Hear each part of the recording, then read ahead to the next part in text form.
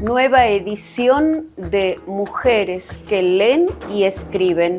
Estamos en la casa de la escritora, poeta, ensayista, maestra, profesora de Ciencias de la Educación, Norma Sayago, una mujer que ha brindado sus aportes en investigación a la educación santiagueña durante muchos años.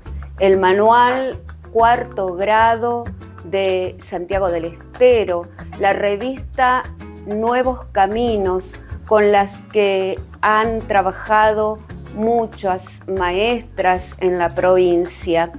Más de 20 títulos, más de 20 libros, una mujer con una experiencia, un llamado a la vocación de enseñar y una generosidad increíble para transmitir, para dar y darse. En Mujeres que leen y escriben, este programa especial con la idea de resaltar, de tributar a Norma Sayago. Uno de sus libros, esta novela juvenil, El encuentro de los dioses, ensalza la Pachamama, la tierra. Impresionante novela juvenil para trabajar en las escuelas, pero vamos a conversar con ella, que nos va a hablar mucho sobre todo su trabajo, su labor y su aporte a la provincia.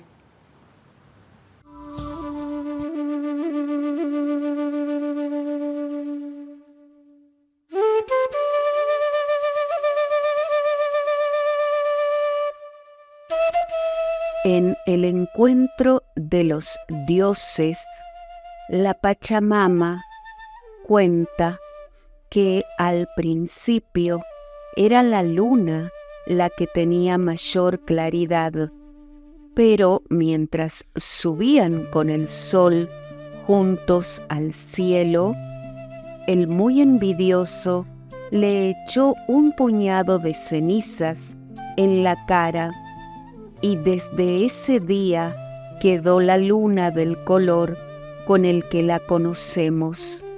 Más tarde, Viracocha envió a un hombre llamado Tunupa con una bolsa de dones para los pueblos que lo escucharan y le obedecieran. Les dio una lengua, sus cantares y semillas. También puso nombres a los árboles, a las flores y los frutos, y les dijo cuáles eran buenos para comer y cuáles servían para curarse. Les enseñó a sembrar la tierra, les recomendó que no se hicieran daño y que se ayudaran en las tragedias. Tunupa encontró en su camino naciones rebeldes, entonces los convirtió en piedras. De ahí que encontramos cerros y montañas que parecen gigantes humanos. En otros lugares quisieron matarlo, entonces hizo caer fuego volcánico sobre ellos.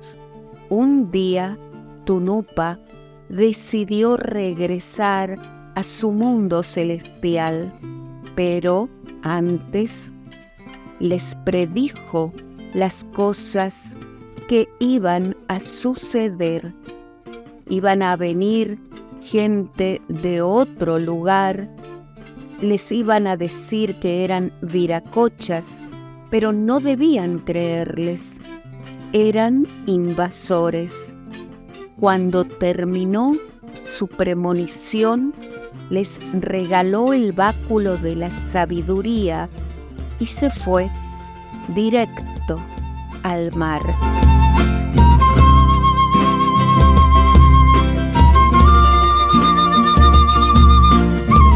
Dice la Pachamama que el gran Viracocha le dio la tarea de cuidar su obra y lo hacía mientras disfrutaba de ríos caudalosos, de verdes paisajes, de cielos inmensos, animales de todas las especies y un arco iris multicolor que cual puente cruzaba de una montaña a otra.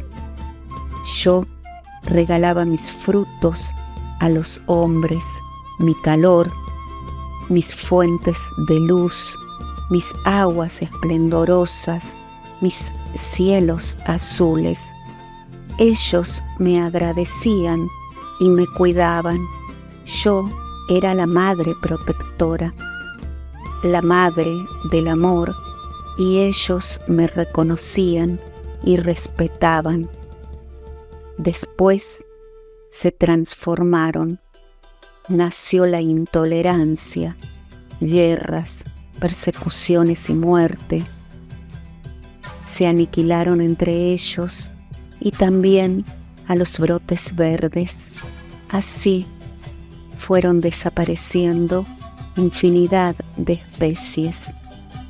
Pachamama, Madre linda, estás sufriendo, no llores, dice Caparilo. Todo lo que me pasa repercute en el planeta y los demás seres también sufren. Los humanos deben saber que con dinero no me van a salvar. Sana, sana Pachamama, Madre linda, sana, sana Pachamama, no llores más, Pachamama, alegría. Diciendo esto, rodearon los asistentes a la bella y sufrida madre de todos los tiempos.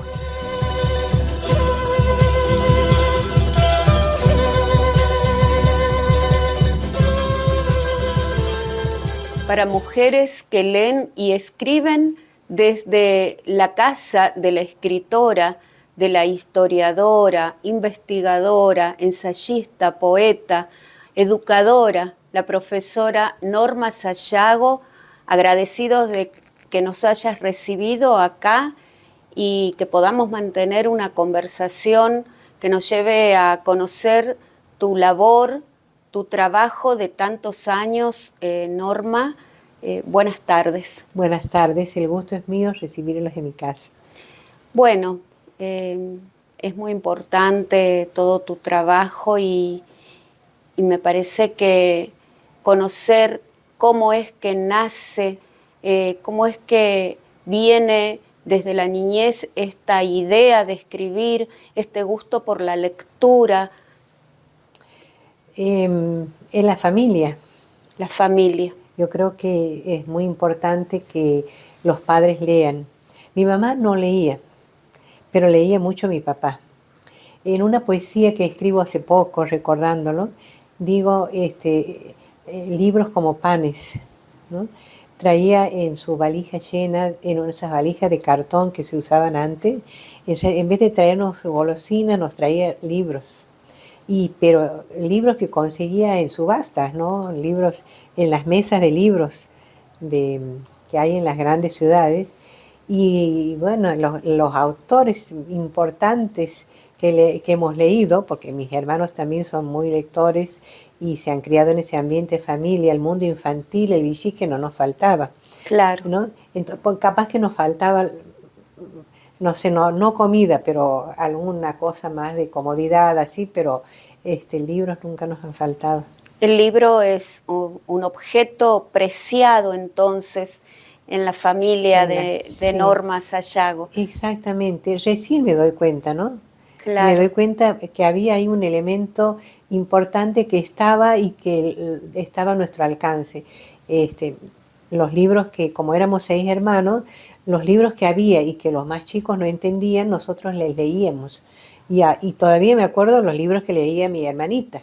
y a mi otro hermanito, que me llevaba más, eran más chicos. Entonces todo eso ayuda mucho. Claro. ¿No? Yo creo Decías que tu papá leía, él leía mucho. él era el lector, ¿no? Él, sabes que leía mucho, bueno, libros, ¿no? Pero Sí, también leía las revistas El Tony, el D'Artagnan, que eran exacto, revistas ilustradas claro, de aventuras, claro. que ya no salen más esas revistas. Es la presencia de la revista también en el hogar, En las revistas, sí. implicaba un gusto, una espera para Sí. llegar y leer eso, ¿no?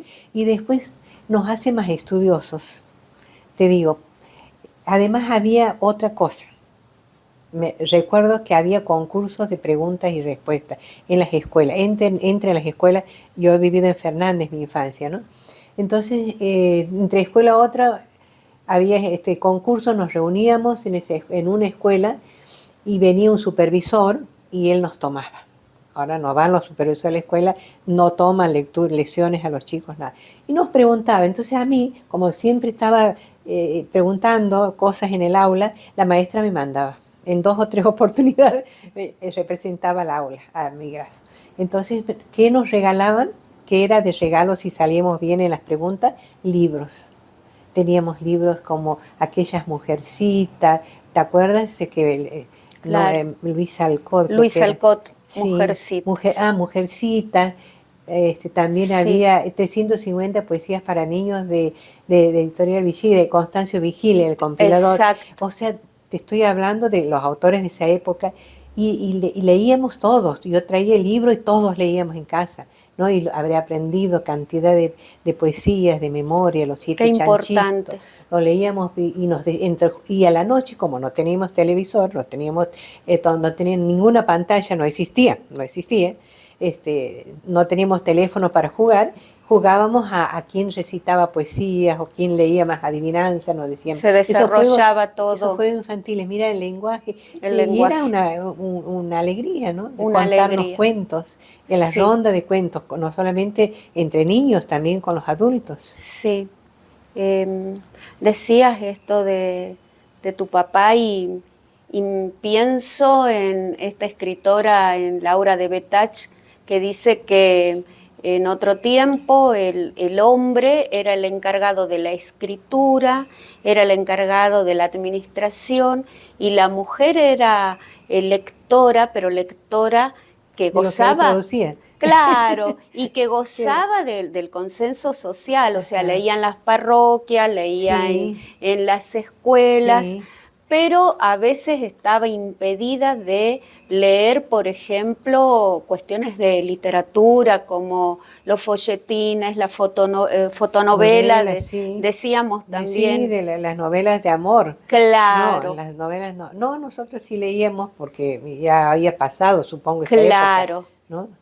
Qué, Sí, qué bueno, ¿no? ¿Y sí. cuál es tu posicionamiento o tu opinión hoy acerca de la mujer santiagueña en la literatura?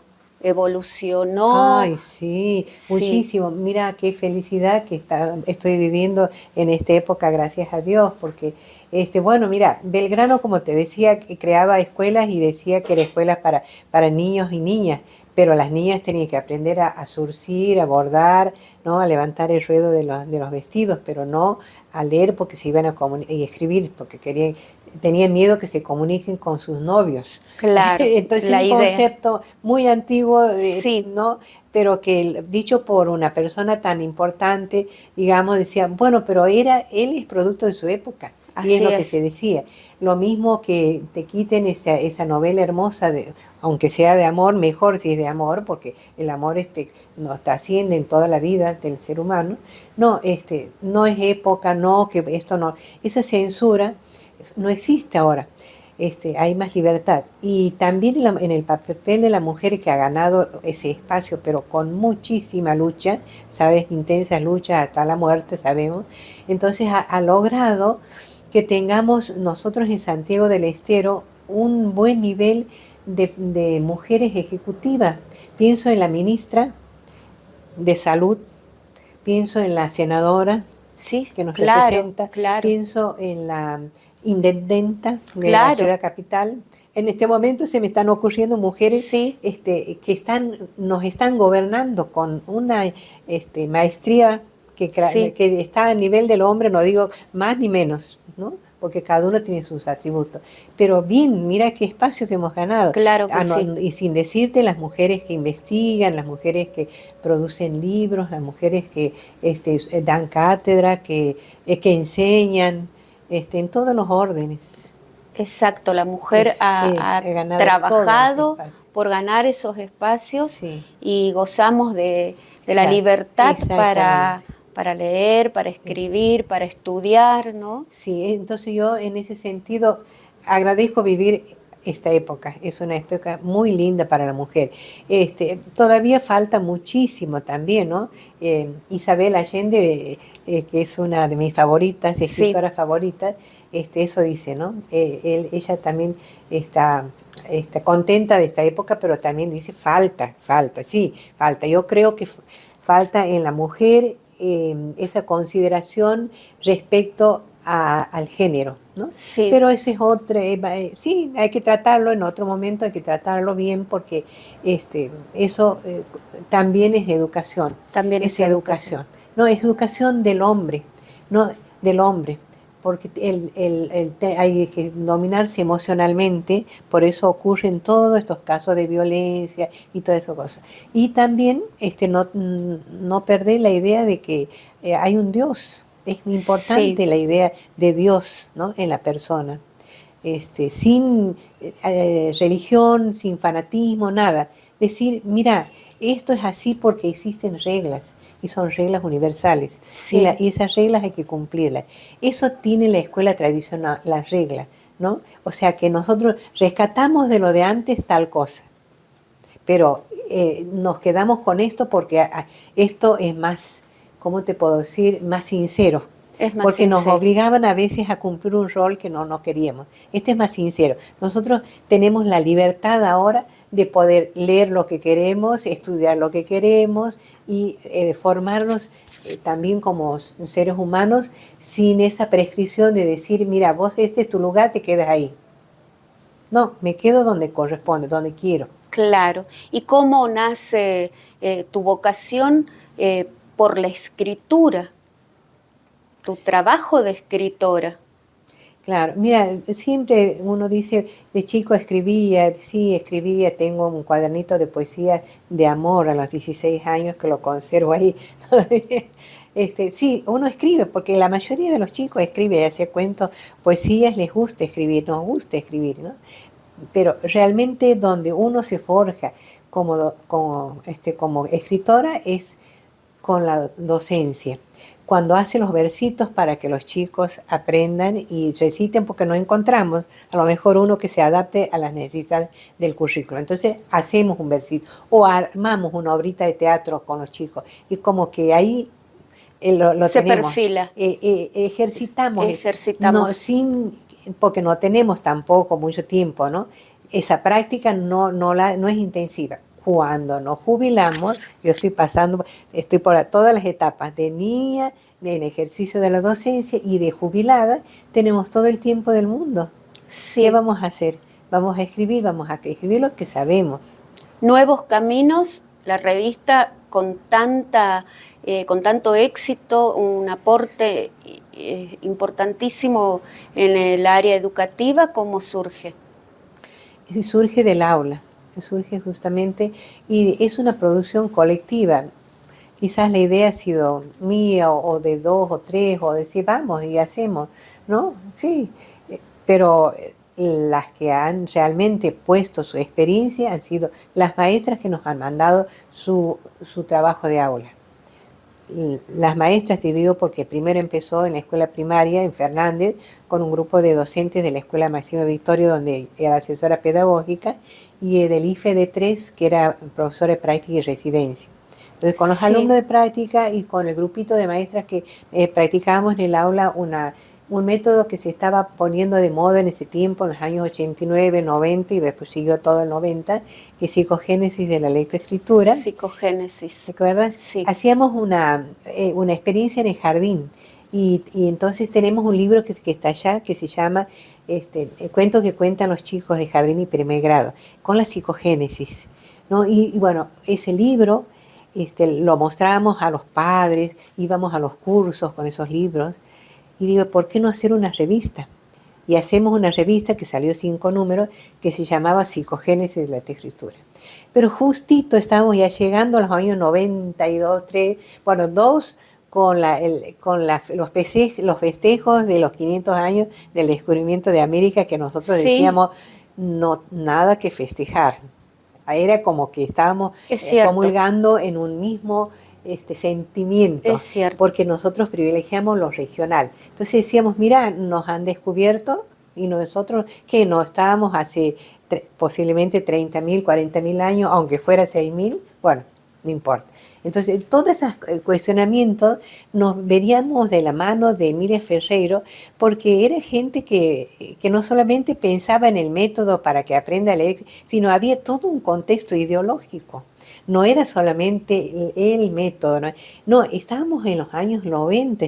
Acuérdate que veníamos de toda una historia de persecuciones en Claro. el país, y así hace la democracia. Entonces Alfonsín viene y llama a un congreso pedagógico.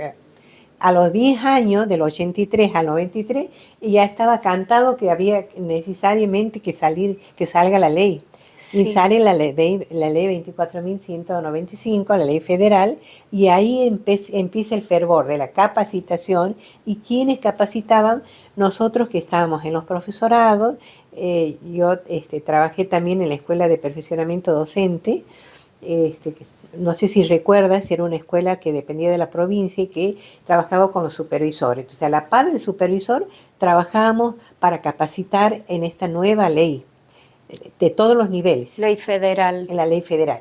Teníamos nivel inicial, que se iniciaba con la ley obligatorio, Claro. EGB3, EGB 1, 2 y 3, que era una novedad, la EGB3, Exacto. y el polimodal. polimodal.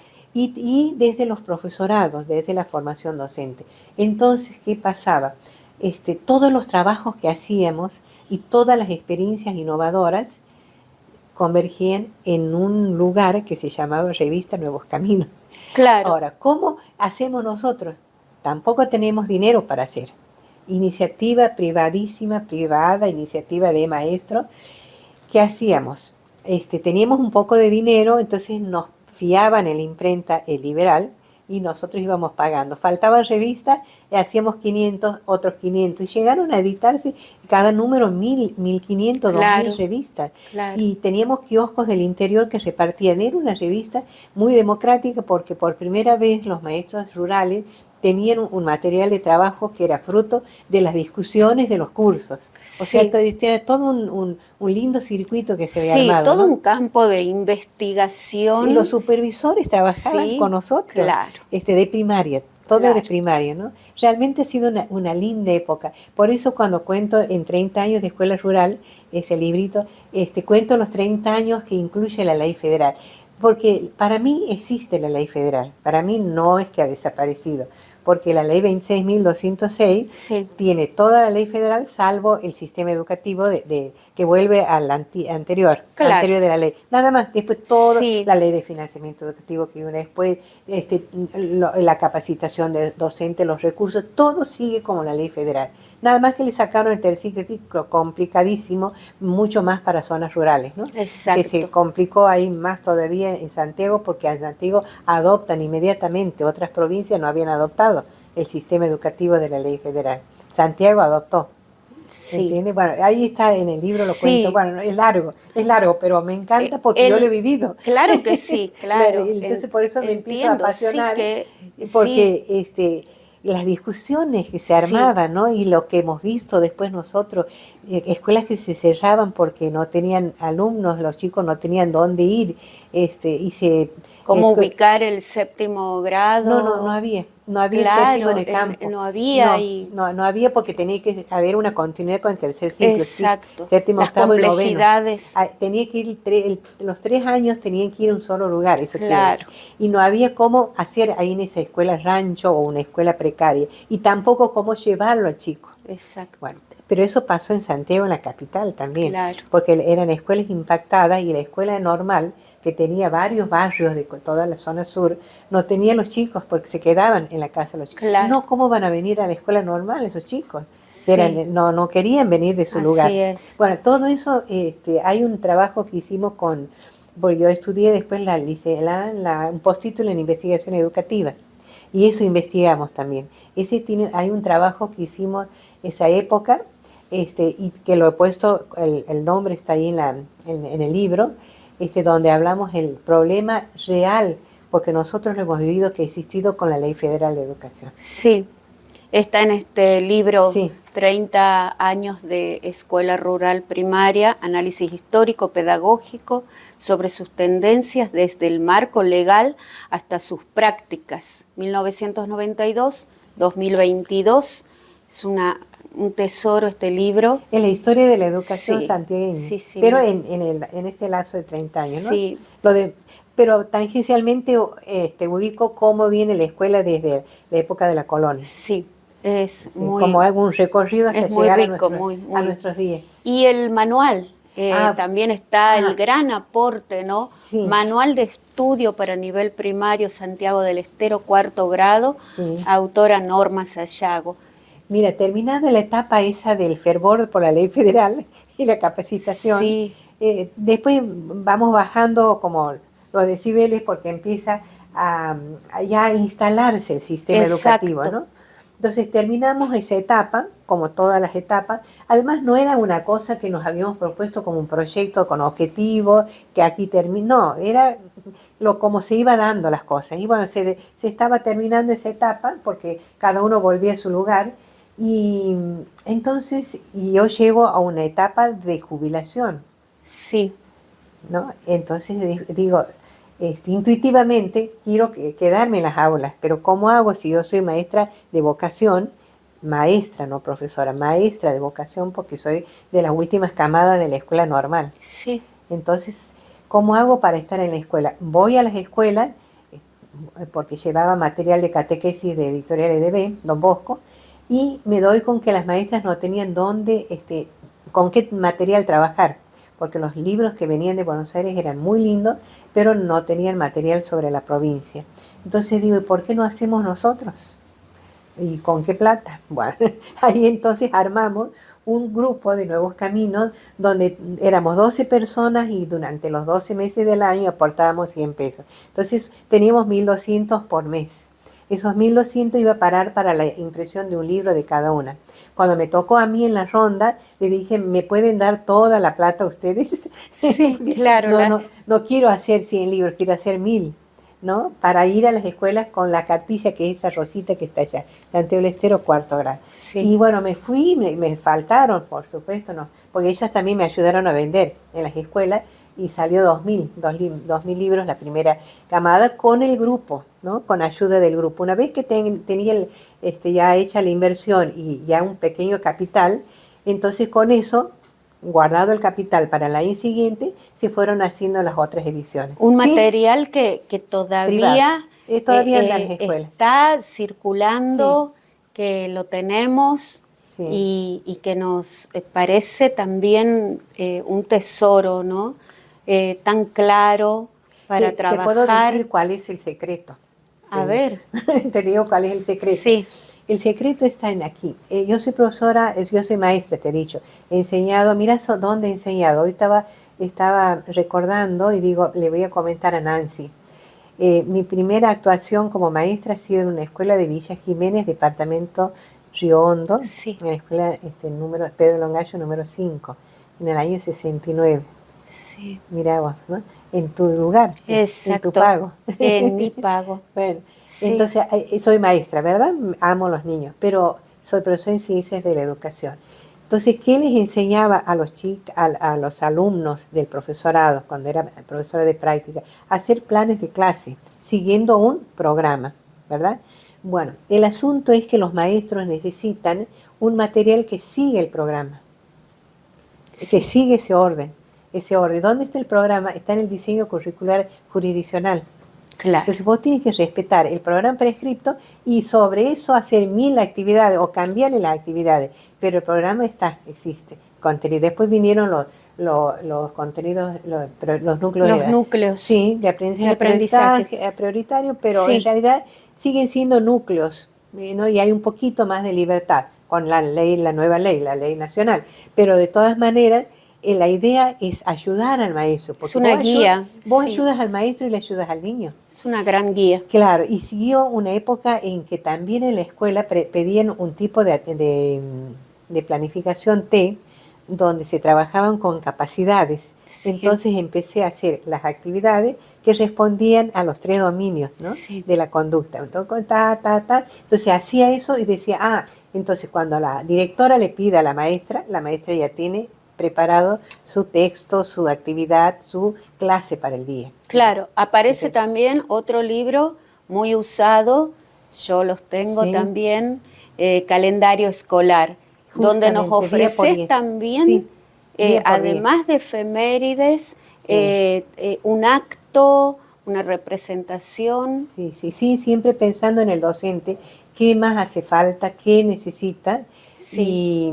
Y bueno, siempre es la idea, ¿no? Más allá, mira, de lo que yo pudiera tener un poco más de libertad, porque después de eso he entrado, para que no sea tan aburrida mi vida, con la didáctica, he entrado en la narrativa, en talleres donde me han formado mis colegas, porque gracias a Dios en Santiago hay muy buena gente preparada. Entonces me ha enseñado muchísimo a hacer poesías, a narrar, a escribir cuentos, hasta una novela me salió. Claro.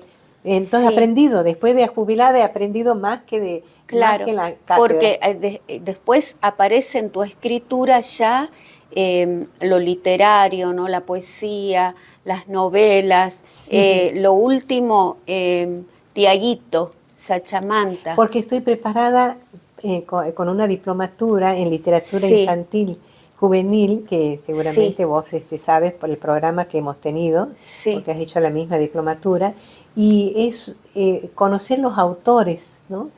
Entonces yo digo, a ver, nadie hace las cosas improvisadas. Nosotros nos tenemos que preparar porque siempre hemos dictado clases preparándonos. Lo mismo hace el médico, lo mismo hace el abogado, y es una actualización permanente, porque el que se queda perdió, ¿no es cierto? Sí. No puede estar en esto. Se actualiza permanentemente. Bueno, mira, por más que ahora la máquina le diga, haceme tal cosa, pero vos sigues poniendo el contenido como docente.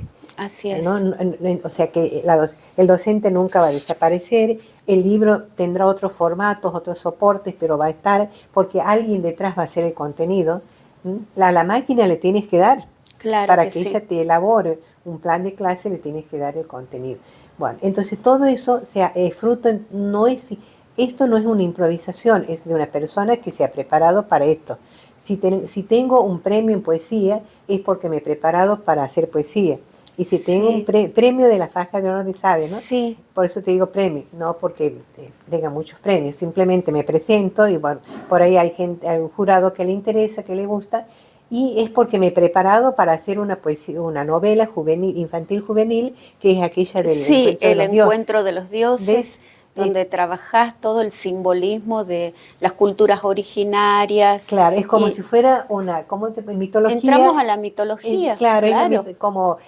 La mitología más conocida en los profesorados es la mitología griega. Sí. Vos sos profesora de literatura. Sí. ¿Te han enseñado la mitología americana? Claro, esa es la que falla, la que no está. No está. Nunca, claro. Ni siquiera lo conocen a Ricardo Rojas, por decirte algo. No sé por qué los programas no los regionalizan. Claro. ¿Será? O ahora hay una tendencia así, sobre todo en la lingüística. Hay una apertura ya, ¿no? Sí, me contaba una profesora que es doctora en letras, María de los Ángeles Lescano, que ella desde la UBA está trabajando y que tiene una cátedra de lingüística regional y tiene cátedras de autores del NOA. Entonces que, bueno, están viendo que no pueden ser solamente autores, sí que son muy buenos, el pensamiento universal es fabuloso, un Cervantes, un Shakespeare, pero también hay gente que puede hacer obras literarias de valor Claro y que tenemos sí. que conocerlo. Sí. ¿Quién es Tiaguito? Tiaguito. Tiaguito Tiaguito, mira, Sachamanta. Tiaguito es el apócope, puede ser cuando Sí. sí, de Santiago, Claro. ¿no? La palabra Santiago aquí es como sagrada Sí. en Santiago, en América, por los españoles, porque es un santo muy querido, es Santiago Apóstol, Sí. y es el patrono. Entonces, de todas las variedades, es más, a mí una amiga, que se llama Sandra López Paz, me dijo que Tiago tiene origen judío. Bueno, le digo, lo que fuera puede ser, le digo, porque nuestra religión es judeo-cristiana. Judeo-cristiano. Sí, le digo, es posible que sea bueno. Tiaguito, entonces, volviendo, lo he tomado nada más que por Santiago, ¿no? Es un niño, no es un niño que ha vivido, no es un niño, sino que yo lo he tomado a un modelo de niño de 9 años, porque siempre pensando en el manual. Exacto, hay una coherencia. Claro, Sí, sí. no es cualquier niño y no es cualquier abuelo. Tiene un abuelo que se llama Sixto, Sí. que no es cualquiera, No es porque nadie cualquiera. en Santiago se Sixto. llama Sixto, Claro. solamente Don Sixto. Claro. Entonces el Don Sixto le va contando todo lo que hace en el campo él, y el chico se fascina con ese campo que en realidad no existe en este momento, porque pasó en las máquinas y dejó un sembrado de soja o de lo que fuera, ¿no es cierto? Entonces ese monte, ¿no? Está fascinado con ese monte, ese niño, y de alguna manera también se relaciona, como le comentaba esta profesora que vino de Buenos Aires, con infancias yalacas. Este chico es con Jorge Washington Ábalos, tiene un grupo de niños a orillas del río Salado, y de él habla maravillas, ¿no? Sí. De él habla maravillas, porque ese maestro le dice, pero esto es así, sí, es así como ustedes dicen. Pero él pone, ¿no es cierto?, tanto del eclipse como de las plantas, o de, bueno, dice, nosotros nos curamos porque le decimos al quebracho, vamos y le decimos, porque cuando tenemos eso que nos pica, dice, vamos y le hablamos al quebracho y le decimos que nos cure, y el quebracho nos cura porque él nos entiende. Entonces va y se fija en el botiquín y no tenía él ni un remedio, estaba vacío el botiquín. Y dice, bueno, sí, seguro que el árbol los va a curar. Sí. Bueno, toda esa historia que él, y uno tiene que leerlo bueno, también hay algo así en este libro que... Claro. ¿Hay algo que nos quieras sí, leer, que nos ofrezcas, que nos... Sí, mira, yo como valor, estaba viendo que se puede leer. La idea es rescatar la lingüística regional también, Sí, ¿no? Porque claro. los abuelos, al ser de zonas desde los ríos, son gente de quichuistas, porque acordate que toda la línea esta de la Mesopotamia se han instalado los pueblos, ¿no es cierto? Sí. Por la facilidad que tenían para sembrar, para cultivar y también criar animales. Entonces ellos hablaban un idioma que es un idioma heredado de los incas, pero bueno, un idioma heredado. Seguramente en épocas anteriores al inca hablarían de las naciones que correspondían, que eran los sanavirones y los tonocoté. Sí. Lo de salado, sanavirón, tonocoté en la zona del dulce. Pero ahora hablaban, cuando llegaron los españoles, hablaban el quichua. Y bueno, quedó ese quichua, digamos, desde la época colonial, no sé, no se pierde en el tiempo, zonas quichuistas en el interior, y que en una época hasta digo que eran monolingües, ¿no? Y les daba vergüenza decir que no se veía en castellano. Claro, sí. Yo he tenido una abuelita, sí. Mi bisabuela, no, hablaba muy poquito, unas cuantas palabras en castellano. Sí. Así que por eso te digo que en la zona del salado, sobre todo en zona del dulce, pero ellos estaban muy contentos con los nietos. Mi abuela me quería mucho, y no sé con qué delicadeza habrá hablado palabras en castellano, porque yo no me acuerdo que ella me haya hablado en quichua. Sí. ¿No? Para que no aprenda quichua, porque era como una parte de quererme bien a mí que no hable quichua. Porque ellos decían, toda la familia decía, no, ustedes tienen que progresar, tienen que aprender. Claro. No, está mal que hablen quichua los chicos. Claro. Y entonces ellos hablaban, nos corrían, y recién Para hablaban que, quichua. Nos claro, decían, para vayan a evitar jugar el ustedes, aprendizaje no de... tienen que escuchar Sí, lo que hablábamos nosotros. Y entonces uno no aprende, ahí se ha cortado, pero de la mejor manera, ¿no? Porque decía para que ellos, como ellos tenían vergüenza de hablar, ¿no? Y hablaban entre ellos claro. cómodamente, para que nosotros no tengamos ese sufrimiento que ellos han tenido, porque nos querían bien, nuestro bien, no Es hacían el de maldad, propósito, no exacto. había una, Se entendía de esa manera, desentendía claro, de esa manera que claro, y no para, pero ese tesoro nos hubieran transmitido lindamente, si no claro que hubiera sí, dado esa concepción de preocupación, de prohibición que era muy fuerte porque venía exacto, desde el poder del rey, claro, después del poder del virrey, después del claro, poder de turno de aquí, después del poder de los maestros. también. ¿Qué nos Entonces, vas a leer? a ver, podría ser, mira, que te lean, pero tengo, aquí, menos mal que están cerca los anteojos. Hay un capítulo, todos los capítulos tienen algo, ¿no? Hay un lindo capítulo que se llama La temible tía Emma. En todas las familias antes había tías, tíos, primos que convivían. Claro, Había mucha gente, en cada casa había unas 10, 12 personas, ¿no? Aparte de la gente que se quedaba a cuidar los animales, que eran gente que las contrataban y que vivían con ellos, sí. ¿no? Era mucha gente que vivía. Ahora, me gustaría contarte algo a ver, vamos a ver. La abuela estaba orgullosa de su nieto. Ya está pronto, Taco Corral se llama. El león, el monte, la tía, el relato del tío. Bueno, estos son relatos donde hay ronda de cuentos, ¿no? Ronda de cuentos en la familia a la noche. Como te digo, no había televisión, entonces ¿qué hacían? Se contaban cuentos. Sí, Y Tiago estaba ahí, ¿no? Y después recuerda cuando era adulto, decía, qué lindas épocas que pasaba con mis tíos, con mis abuelos, cuando contábamos cuentos. Y él también contaba cuentos. claro, Aquí está, circula, ¿no? Circula la palabra, qué importante era tan importante la esa palabra, comunión, ¿no? esa comunión que había, sí. Sí, Bueno, entonces ellos están en este momento en el patio, esa noche sentados en el patio, los adultos contaban las cosas ocurridas durante el día. En un momento, la abuela Tomasa, mirando al cielo, le dice, mañana vamos a tener mucho para comer, mira cuántas estrellas hay en el cielo. Y también tendremos mucho viento, con tierra. Miren la aureola que hace alrededor de la luna, comentó el abuelo Sixto, mirando el cielo y haciendo un círculo con el dedo. Enseguida la luna se va a ir, nos va a dejar, y nosotros vamos a tener que acostarnos nomás. Nos hace creer que se va, pero se esconde, es picarita ella, comenta la abuela. Pero ahí nomás se queda. Yo, que había estado mirando el cielo, no pude contener mis ganas de explicarle porque estaba seguro que sabía un poco más que ellos. Abuela, la luna no camina, le dije. Además, parece que está cerca, pero está muy lejos, y lo que vemos son los cambios que va teniendo a medida que gira. ¿Ve? Payacha. Él sabe, dice la abuela, aprobando la explicación que le doy. Mi abuela habla los dos idiomas, dice orgullosa por lo bajo. El que sabe, sabe. Yachas, yachan. Yachas, yachan.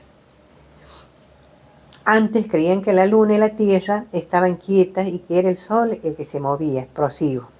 Ahora se sabe que no es así. Va, eso nos enseñó la señora de cuarto. Concluí para no hacerme el sabio. La verdad que eso era lo único que me quedó claro porque me gustan estudiar los fenómenos cósmicos. Siempre observo el cielo para saber en qué fase está la luna. Payachan, repetía la abuela cada rato, mirándome. Así siguieron un buen rato, pero siempre la abuela contenta con el genio de su nieto. Aquella noche me sentí importante. Siempre me acuerdo de la frase, Payachan, él sabe.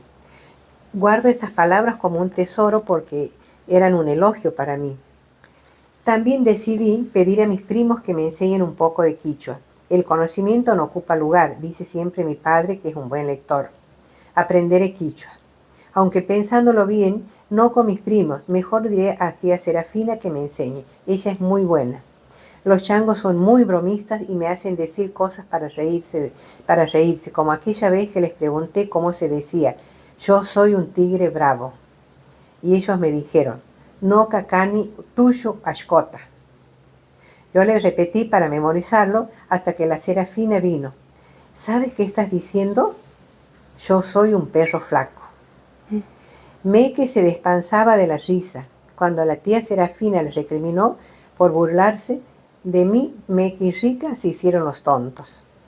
Sí, mejor que sea la tía Serafina, pensé mirando a mis primos. No me enojo con ellos por ser tan bromistas, aunque nunca piden disculpas. Yo los quiero igual, son como mis hermanos. Qué bueno, qué bueno. Ves que Y son muchos chicos, es un muchas libro tías. para trabajar en el aula. Se puede trabajar para en leer leerlo. en familia. Sí.